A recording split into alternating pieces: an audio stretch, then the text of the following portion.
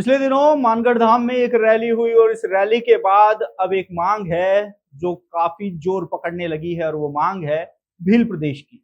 ये मांग नई नहीं है, या फिर यूं कहें कि पिछले सप्ताह जब मानगढ़ धाम में सैकड़ों की संख्या में आदिवासी समाज के लोग पहुंचे तो अचानक ये मांग उठी होगी।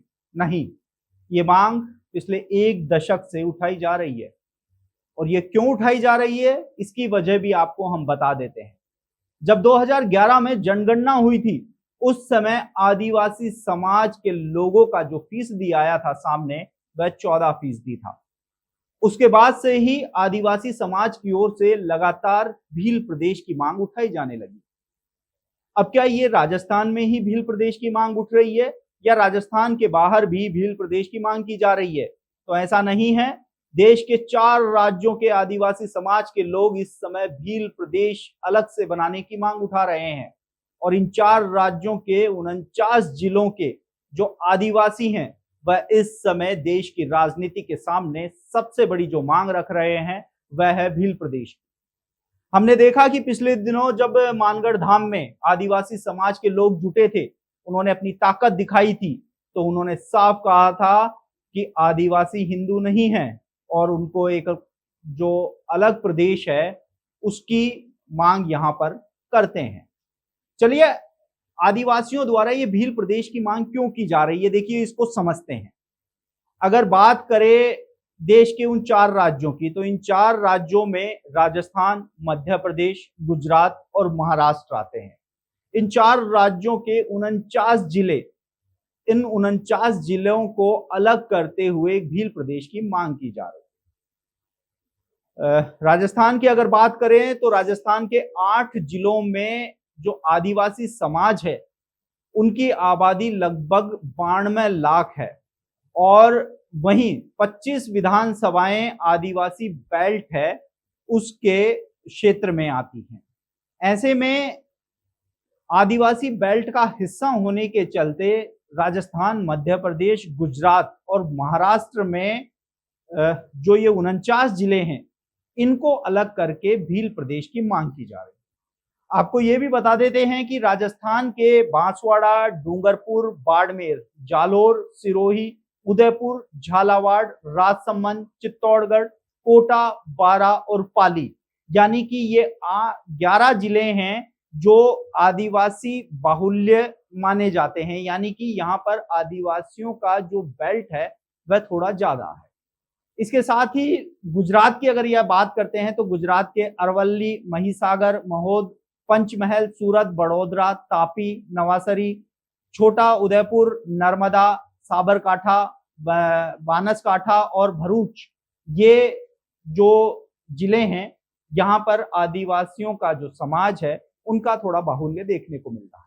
इसके साथ ही मध्य प्रदेश की बात करें तो मध्य प्रदेश में इंदौर, गुना, शिवपुरी, मंदसौर, नीमच, रतलाम, धार, देवास, खंडवा, खरगोन, बुरहानपुर, बड़वानी और अलीराजपुर शामिल हैं। इसके साथ ही महाराष्ट्र में नासिक, ठाणे, जलगांव, धुले, पालघर, नंदुरबार और वलसाड़ शामिल हैं। यानी कि ये वो 49 जिले हैं जहां पर आदिवासी इन 49 जिलों को अलग करके एक अलग प्रदेश की मांग कर रहे हैं। हालांकि प्रदेश सरकार के जो टीडीए मंत्री हैं बाबूलाल खराड़ी, उन्होंने कहा कि जाति के आधार पर स्टेट नहीं बन सकता है, जिसका जवाब देते हुए राजकुमार रौत, उन्होंने ये कहा था कि हमारी मांग जाति के आधार पर नहीं है, हमारी मांग क्षेत्रीयता और रहन सहन, बोलचाल और परंपराओं के आधार पर की जा रही है। तो वहीं अगर बात की जाए मुख्य रूप से भील प्रदेश की मांग की, तो ये मांग विधानसभा चुनावों से पहले उठी थी। इसके बाद लोकसभा चुनाव में भी राजकुमार रौत ने इस मांग को पुरजोर तरीके से उठाया था और महेंद्रजीत सिंह मालवीय, जो आदिवासी समाज के एक जाने पहचाने चेहरे हैं, राजनीति में एक अलग मुकाम रखते थे, जिनको हराना कहा जाता था कि राजनीति में किसी के बस की बात नहीं है। सिर्फ भील प्रदेश के नारे के साथ राजकुमार रौत ने लोकसभा चुनाव में महेंद्रजीत सिंह मालवीय को पटकनी। इसके साथ ही बाप यानी कि जो भारत आदिवासी पार्टी है उन्होंने भी विधानसभा चुनाव हो या लोकसभा चुनाव हो, उसमें अपना जो स्थान है उसको दर्शाया था। तो ऐसे में क्या भील प्रदेश बनाया जा सकता है?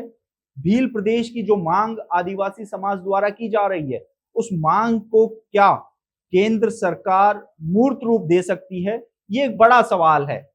तो वहीं दूसरी ओर राजकुमार रौत ने एक बात ये भी कही थी कि जब आप अन्य चाहे महाराष्ट्र हो, महाराष्ट्रियन फिर आपने महाराष्ट्र रख दिया, तेलंगाना, तमिलनाडु, ये जाति और धर्म के आधार पर बने हुए हैं, तो फिर भील प्रदेश जाति और धर्म के आधार पर क्यों नहीं बन सकता?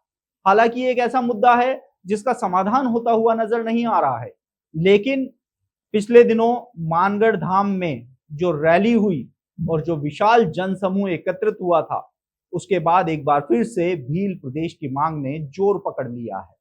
ऐसे में अब देखना होगा कि आने वाले समय में आदिवासी समाज अपनी इस मांग को लेकर क्या रुख अपनाते हैं। आप देखते ही रहिए द नगरी मीडिया। मैं हूं ललित वर्मा।